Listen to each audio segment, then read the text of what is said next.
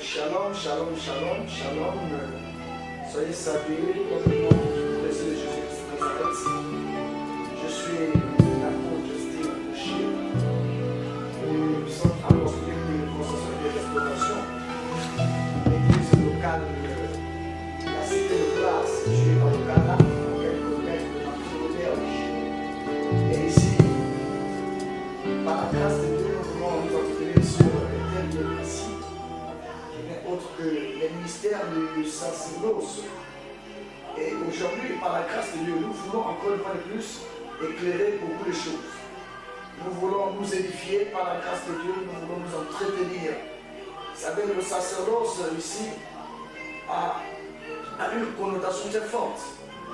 C'est un mot qui peut s'expliquer dans beaucoup de langues. Mais aujourd'hui, ce soir, par la grâce de Dieu, comme je disais tantôt, avant de poursuivre, on va d'abord prier le Seigneur, rendre grâce à Dieu pour ce moment merveilleux, parce que je sais que Dieu va nous donner quelque chose de nouveau. C'est dans le cas que tous les jours, Dieu renouvelle la manne. Autrement dit, à chaque dimension de la parole, il y a une révélation appropriée. Donc, ce soir, par la grâce de Dieu, nous allons d'abord rendre toutes les actions à notre Père, à notre Dieu. Seigneur, nous venons te bénir ce soir, nous venons te rendre grâce, nous venons te célébrer une fois de plus aujourd'hui, parce que la Bible déclare dans les psaumes 118, alors voici la journée que l'Éternel a faite, qu'elle soit un sujet d'allégresse et de joie. En ce jour, nous venons célébrer ton nom. Nous te prions que nous nous accordions encore la simplicité de langage. C'est à la fin que notre Dieu, tout ce qui sera dit ici vient de toi et soit encore sous l'inspiration divine. Que la chair se taise, mais que tu puisses encore parler. Seigneur, que les écritures se s'ouvrent, afin que quelqu'un puisse encore recevoir quelque chose qui vient de toi. Notre Dieu, nous ne savons rien, parce que l'apôtre Paul dit dans sa parole pour notre Père, que nous connaissons tous et en partie. Et nous voulons, notre Dieu, nous édifier ce soir selon que tu as bien voulu. Sois glorifié, notre Dieu. Sois magnifié, Seigneur. Que toute la gloire te revienne. Au nom de Jésus-Christ de Nazareth. Amen. Donc, c'est cela. Nous annonçons le thème tout à l'heure concernant les mystères du sacerdoce. Les mystères du sacerdoce. Je veux simplement ici que tu prennes ta place, que tu prennes ton cahier, ton calepin, parce que Dieu va parler tout à l'heure, Dieu va nous édifier comme il se doit. C'est vrai, nous aurons peut-être passé le temps, mais par la grâce de Dieu, nous croyons que Dieu va dire quelque chose de nouveau pour l'entendement et pour la perfection du peuple du Seigneur. Merci. Bien.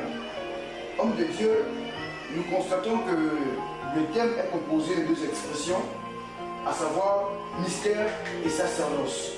Alors, avant de rentrer dans le vif du sujet, nous aimerions savoir qu'est-ce qu'on entend par les mystères du sacerdoce. En français facile, homme de Dieu. Ok. Merci encore pour cette question, une question très bonne qui va toujours faire son sens. Il faut d'abord comprendre que qu'est-ce que le sacerdoce, parce que nous voulons expliquer ici mot par mot. Nous voulons expliquer mot par mot. D'abord, lorsqu'on entend par mystère, qu'est-ce qu'un mystère? Jésus un jour va prendre la parole et il va enseigner les disciples en Matthieu chapitre 13. Il va les enseigner. Et du coup, les disciples vont être comme stupéfaits. Ils vont poser la question de savoir, mais pourquoi est-ce que toi tu ne les parles pas par nous? Il va dire, mais simplement parce qu'à vous, il a été donné de comprendre, de connaître les mystères du royaume. Voilà, qu'est-ce qu'un mystère? Un mystère, c'est quelque chose qui est caché, qui n'est pas accessible à tout le monde. Un mystère ici regorge beaucoup de choses, mais qui ne seront pas découvertes facilement. Et un mystère, par définition encore, c'est l'ensemble des pratiques accessibles à un initié.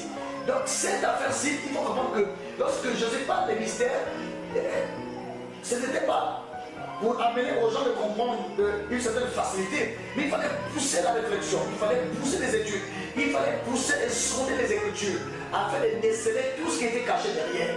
Alors qu'est-ce que le sacerdoce? Le sacerdoce ici, beaucoup ont pris ça comme étant une fonction, comme étant quelque chose qui pouvait s'exercer juste par des prêtres ou par, je ne sais, autre. Mais le sacerdoce ici, lorsqu'on regarde la Bible dans Genèse, on voit que il y avait eu deux hommes qui avaient offert avec des sacrifices. C'était Caïn et Abel. La Bible déclare que l'offrande d'Abel avait été agréée et celle de Caïn fut rejetée ce jour-là. Et lorsque tout cela avait été fait selon le plan de Dieu, il fallait alors quelqu'un qui vienne intervenir. Parce qu'après que Caïn ait tué son frère, il fallait automatiquement un homme qui vienne là pour sacrifier. Parce qu'à l'époque, tout se faisait sur la base du sacrifice. Il fallait effectivement avoir un animal, il fallait avoir un bouc, un mouton qu'il fallait sacrifier afin que le péché soit couvert. Donc il fallait un homme. Et cet homme-là qui descendait et qui arrivait pour effectivement faire ce service, on l'appelait le sacrificateur. Il fallait un sacrificateur, il fallait en fait un intermédiaire qui venait parler entre l'homme et Dieu, entre Caïn et Dieu. Il fallait un homme qui venait en fait sacrifier les animaux afin que le péché soit couvert. Donc ici le sacerdoce n'est pas seulement une fonction. Je vais aller plus loin ce soir par la grâce de Dieu. Lorsqu'on va regarder le livre de 1 Pierre chapitre 2, la Bible dit que vous êtes une race élue, un sacerdoce royal, ainsi de suite. Mais attention, lorsqu'on parle d'une race, c'est trop profond. Lorsqu'on parle d'un peuple, c'est trop profond. Donc, selon la révélation, la dimension de la révélation que Dieu m'a amené à comprendre, il ne faut pas que le sacerdoce n'est pas seulement une fonction, mais le sacerdoce est ici la culture même du royaume des cieux. C'est une culture, parce que nous sommes un peuple. Et tout peuple a forcément une culture. Tout peuple a forcément une culture. Les Kota ont une culture, les Nzébi ont une culture, les Koulou ont une culture. Mais nous, en tant que peuple, quelle est notre culture? C'est la culture sacerdotale, c'est le sacerdoce. Donc le sacerdoce, ce n'est pas seulement une fonction sacrée, mais en fait, par définition, en vérité, le sacerdoce est la culture même du peuple de Dieu. Un peuple a une culture. Donc le sacerdoce, c'est la culture du royaume ou encore des affaires de Dieu. C'est ça le mystère du royaume, du sacerdoce, que nous voulons faire comprendre ce soir. Alors, homme de Dieu, merci encore pour les révélations que vous nous apportez ce soir.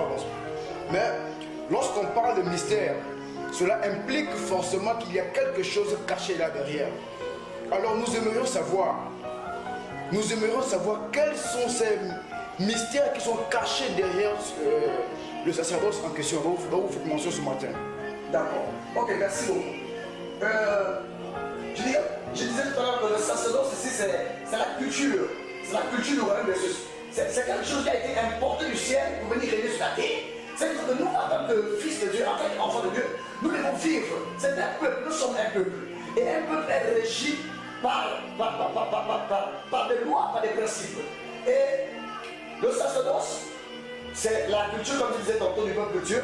Mais maintenant, qu'est-ce qu'une culture? Allons-y sur la base des définitions des cultures. La culture, c'est l'ensemble de connaissances et des pratiques liées à un peuple. C'est ça une culture. Donc l'ensemble de connaissances et des pratiques liées à un peuple. Alors, votre question serait la bienvenue. Il y a effectivement des choses qui sont cachées. Parce qu'au sens où on va parler ici de la présentation sacerdotale, on parlera ici de l'intronisation, on parlera ici de l'initiation, on parlera ici de la sagesse illuminatique. Parce que ce sont des choses que aujourd'hui nous voyons avec, nous prenons beaucoup de légèreté. Nous prenons avec beaucoup de légèreté. Or, le sacerdoce ici nous implique la véritable spiritualité. Là, nous sortons clairement de la religion, mais nous rentrons dans la spiritualité.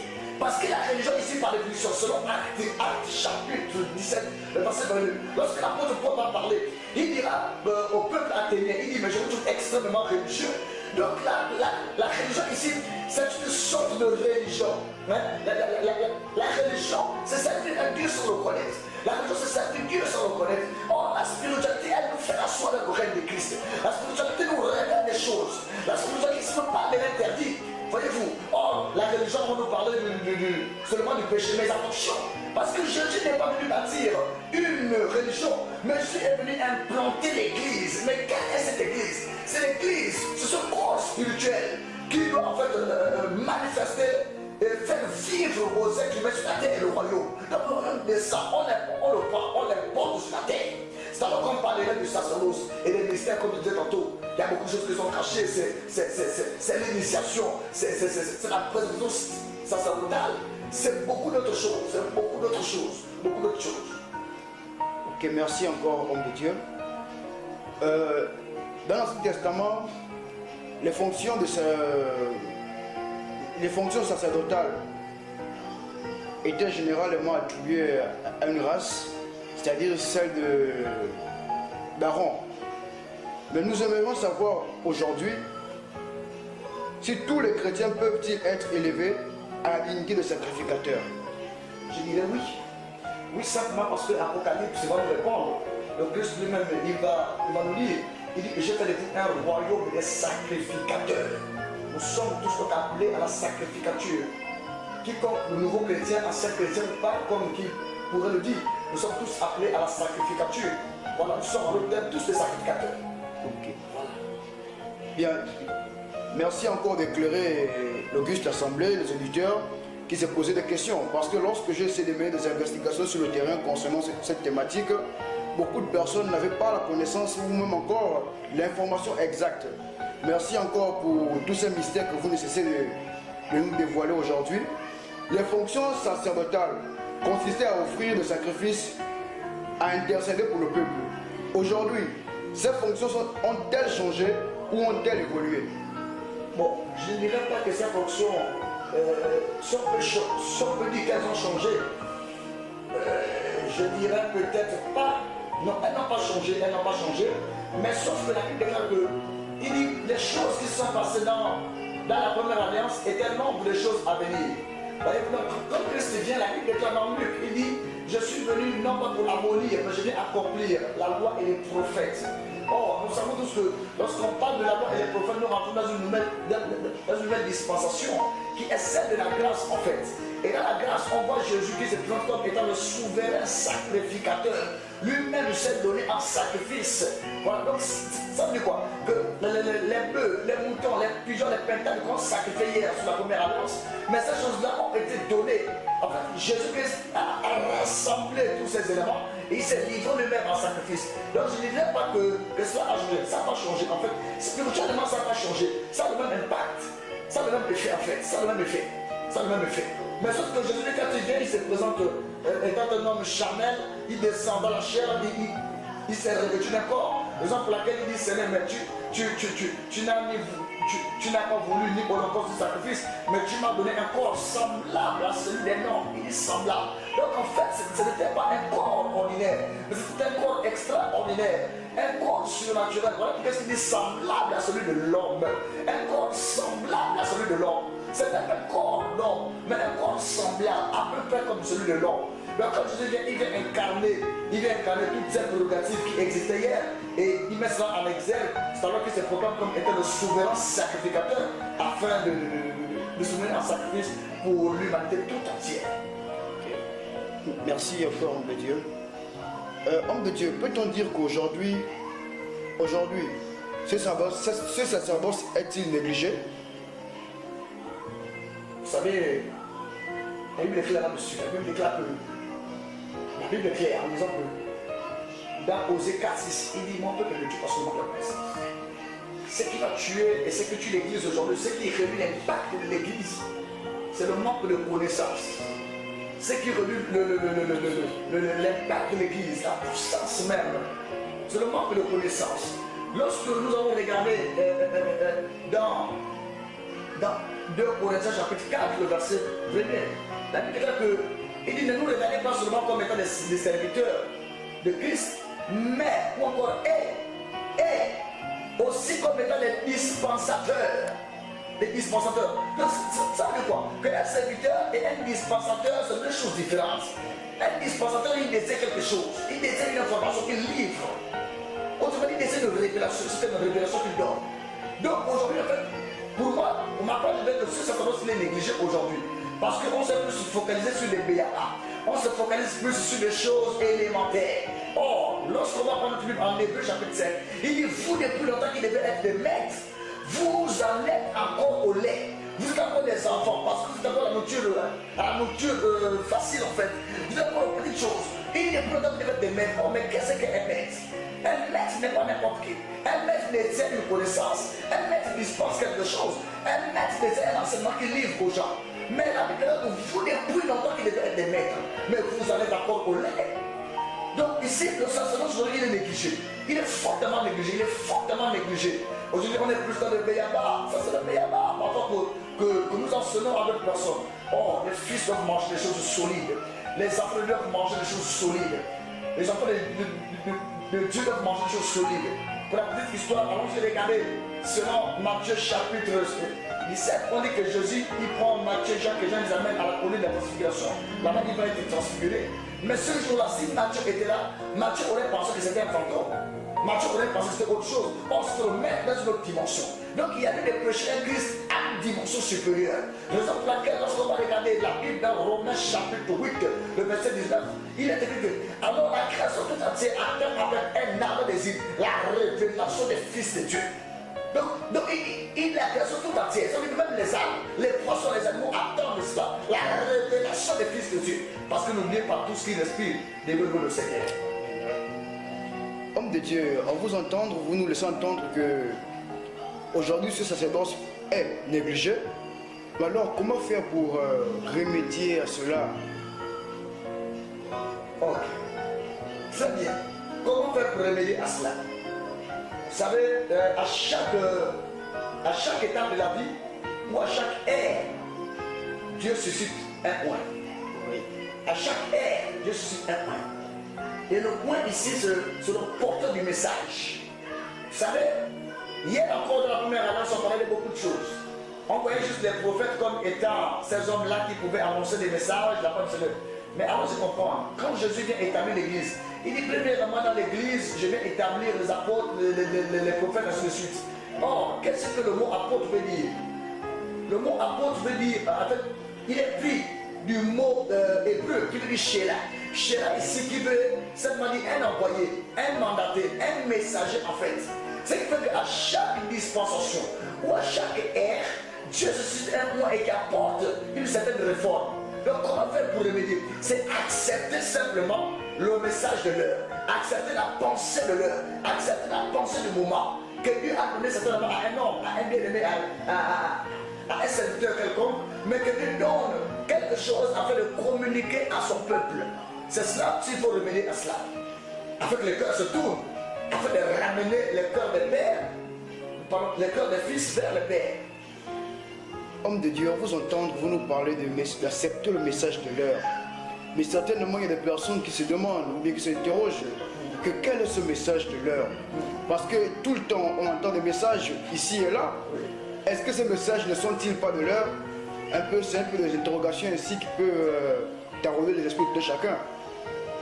Ok, il faut comprendre que chaque serviteur est doté assurément d'un message. Il est doté d'une pensée. Maintenant, la pensée évolue avec le temps. Elle est évolutive. Alors, s'il faut regarder les comportements ou l'accoutrement que nos grands-parents ou nos parents avaient hier, ce n'est pas le même accoutrement qu'aujourd'hui nous en avons. Ce n'est pas la même mentalité aujourd'hui que nous avons. Donc, la question ici est de savoir comment savoir le message de l'heure des autres. Mais je dirais que en regardant seulement la société, vous savez, il n'y a qu'un message puissant et influent qui puisse dominer le règne actuel. Il n'y a qu'un message puissant et influent qui puisse renverser les autorités actuelles. Il n'y a qu'un message puissant et influent qui puisse briser et broyer les systèmes actuels. Voilà le président âgé, il dit encore un peu de temps. Je vais faire comme un brassage. C'est Dieu qui dit. Il dit, je vais faire rassembler le mou et le sec. Je vais ébranler la terre et le sec. Ce qui fait qu'actuellement, si on n'a pas un message d'ébranlement, un message qui est traumatisé, un message qui est renversé frère, on n'aura pas la victoire. Il faut un message puissant et poignant parce que le message de Sasolos, je suis convaincu par la grâce de Dieu que c'est le message de l'heure. C'est le message de l'heure. C'est le message de l'heure. C'est un message tellement complexe, tellement violent que beaucoup certainement ne comprendront pas facilement. Mais avec le temps, on comprendra l'importance que le peuple lui doit vivre selon la culture. Nous avons une culture, la culture sacerdotale. Et dans la culture sacerdotale, on parle des hôtels, on parle des trônes. Comment localiser un trône, comment bâtir un hôtel. Attention, c'est un chose tellement puissant, mais ça demande beaucoup d'enseignement et beaucoup de temps, beaucoup d'études. Que merci, homme de Dieu. Nous sommes en train de tendre vers la fin de notre mission.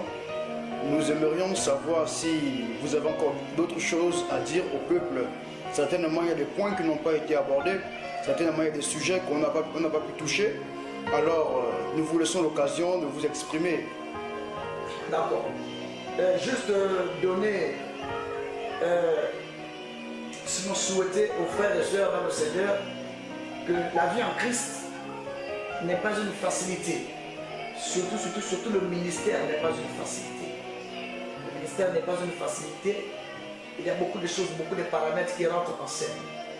Et que à chaque fois, on ne devait pas s'aventurer sur un terrain qu'on ne peut pas. Souvenez-vous, un adage ici nous dit qu'on ne chasse pas ce qu'on ne peut pas tuer.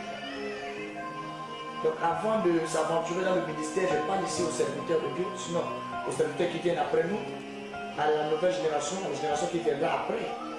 Avant de s'aventurer ou encore avant de rentrer dans le ministère, prenons le temps d'écouter Dieu. Prenons le temps d'écouter Dieu et de cerner quel est le message. Parce que quand Dieu t'appelle, Dieu te donne un message. Quel est le message que tu veux présenter au peuple? Quel est le message que tu veux donner à la nation? Quel est le message que tu apportes pour l'humanité? Donc c'est le message que je viens annoncer ici aux serviteurs de Dieu, aux futurs serviteurs de Dieu. Juste qu'il faut beaucoup servir des contours, il faut prendre le temps d'écouter Dieu, prendre le temps d'écouter Dieu. Tout ce que je donne en ce jour ne m'a pas été enseigné par un homme, mais c'est pas pure révélation par la grâce de Dieu. Parce que j'ai fait près de 4 ans dans le Seigneur en train de chercher, d'écouter Dieu. Parce que quand Dieu m'avait appelé, j'étais comme confus. Je me disais, mais ça va où? On va où? Et Dieu a commencé à se révéler à moi une autre dimension particulière. Et c'est ce message-là que par la grâce de Dieu, que je véhicule à l'Assemblée, que je véhicule aux uns aux autres. Nous sommes un peuple, et un peuple doit vivre selon sa culture. Et la culture du peuple de Dieu, c'est le sacerdoce. Qu'est-ce qu'une culture? C'est l'ensemble de pratiques et de connaissances liées à un peuple. Voilà, c'est ce que je pouvais dire aujourd'hui aux bien-aimés qui seront connectés par la grâce de Dieu. Ok, merci encore. C'était l'apôtre Steve Rocher de l'église Cité de Gloire. Nous vous disons encore merci de nous avoir écoutés attentivement. Merci, homme de Dieu, de nous avoir accordé votre temps. À nous retrouver dans le prochain numéro.